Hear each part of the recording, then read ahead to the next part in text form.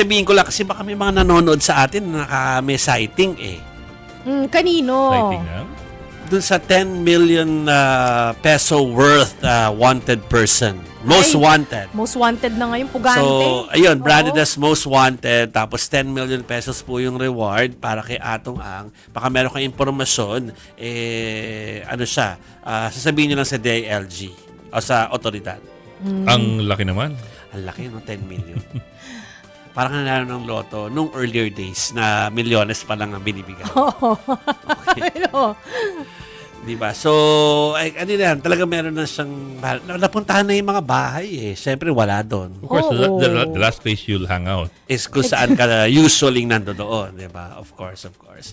10 million reward po yan, sabi ni Secretary John Vic. So, mabuti pakinggan natin kung ano ang kanyang soundbite tungkol dito para sa mga hindi lang interesado, kundi baka kasi meron kayong nalalaman.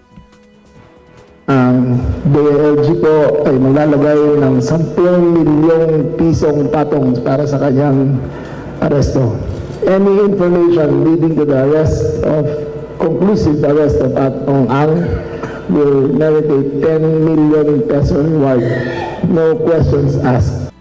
Si Atong po ay bumibiyahe nang hindi kumukulang ng 20 ang bodyguard lagi. Sanay po yan sa marahas na paraan para masolusyonan ang kanyang mga problema. So we consider him armed and dangerous. Pero may garantisya po kami na walang EJK. Wala pong extrajudicial killing na plano ang PNP. So, STLers, alerto kayo ha. Baka kasi meron kayong nalalaman, sabihin nyo na sa ating mga otoridad. Tapos balato na nandyan. Palato. Chance nyo na. 10 million, milyonaryo, multimillionaire na kayo niyan.